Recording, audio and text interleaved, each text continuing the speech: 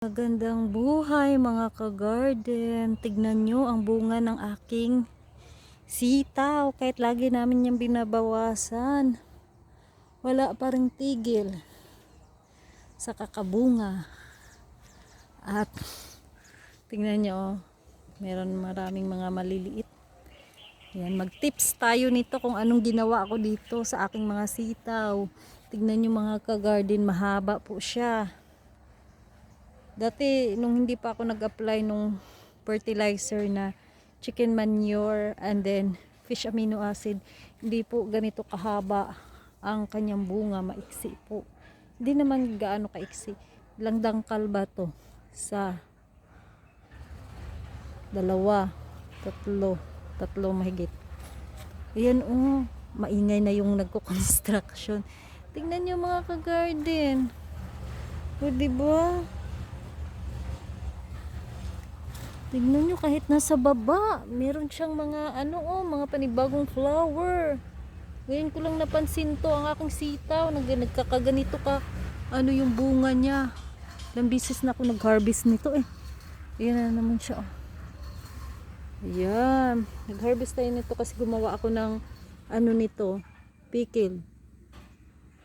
Ayan. Ano bang ginawa ko nitong fertilizer nito? Anong fertilizer nito? Yan, sabihin. Mga ka-garden, yung lupa niyan, garden soil lang yan na may halong ipanasunog, and then yung nag-start na siyang lumaki, naglagay po ako ng chicken manure. Ano yung chicken manure? Yan po yung ipot ng, ipot ng manok na bibili namin ito sa isang sako dito ay 30 pesos. So kung wala kayong chicken manure, pwede na yung cow manure or yung tawag niyan, vermicast. Yun yung pupo ng wala pang bunga ang ating pero malusog. So ang fish amino acid naman ay ito mga ka-garden. Yan, ginawa ko yan. So dalawang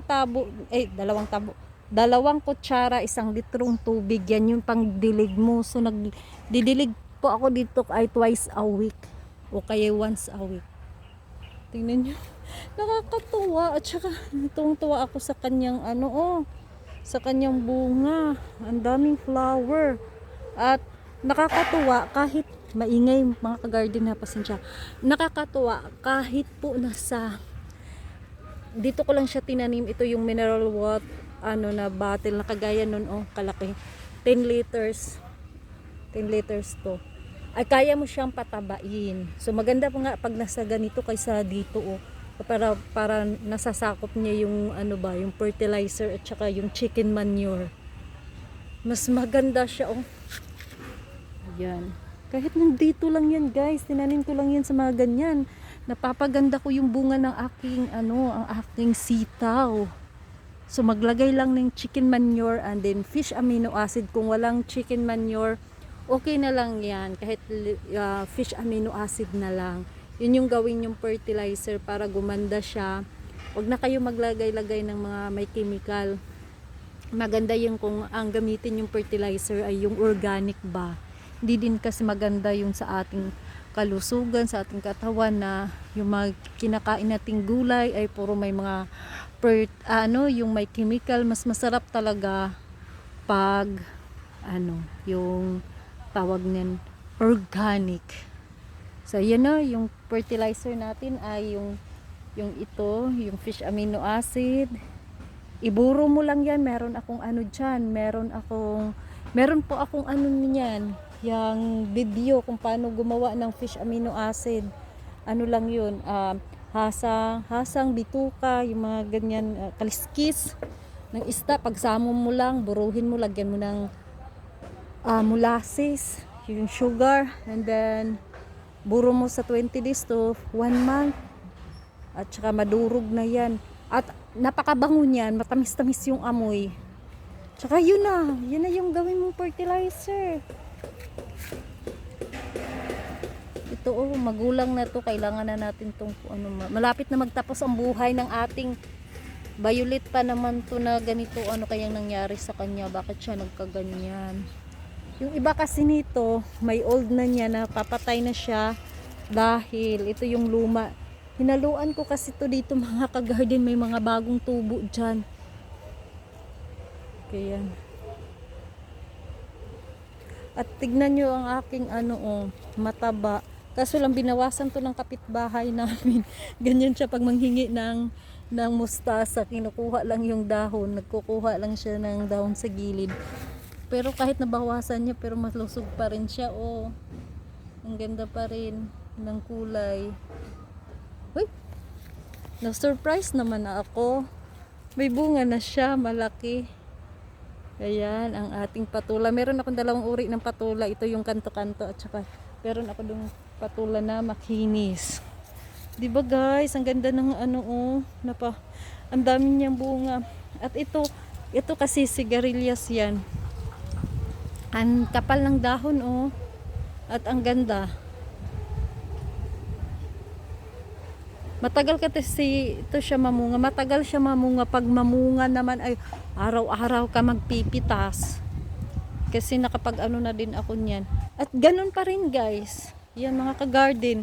Tinatanim ko pa rin sa ganyan. Oh. Yan. Pati ang aking dun. Pero dito talaga tayo sa sitaw guys. Oh. Ayan mga ka-garden. Ang ganda no. Dito ako nagagandahan. Parang ayaw kong pitasin. Pero kailangan nating pitasin to dahil masayang. Bukas ko na to pitasin. Pagsawaan ko muna yung bunga niya. Kasi ngayon ko lang siya nakitang ganito yung bunga kaganda. Ilang beses na ako nag-harvest nito mga ka-garden. Pero ngayon lang talaga siya namunga ng ganyan. Kahit sa baba maraming bunga.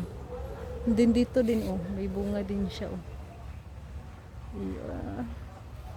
Yan may mga flower. Kahit nga sa baba natutuwa ako. Dito sa baba. Meron yung nilagyan ko ng panibagong sitaw. Yung kulay green para ba maghalo yung niya bunga. Para maganda tignan. Meron na po ako napadry niyan. Mamimigay kasi ako ng seed sa December. Yan, isama natin yan.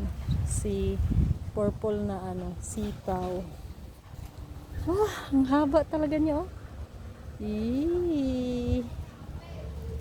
tingnan niyo guys, ganun siya kahaba. Isang lang to siya. Isang lihira lang, pero ilan ang nilagay ko dyan? 1, 2, 3, 4. Ilang puno ba ito? 1, 2, 3, 4, 5, 5. Ang taba tignan nyo guys tingnan nyo yung niya, ang taba no. Ayan, nandito na sa baba yung mga bunga. At yun na mga ka-garden dahil maingay na dito na nagko-construction kasi. Yan. So maglagay lang kayo ng fish amino acid and then yung chicken manure para gumanda ang bunga, para marami ang bunga. Yan, para marami ang bunga at maganda ang bunga. Tingnan nyo kasi matataba siya. Cute cute.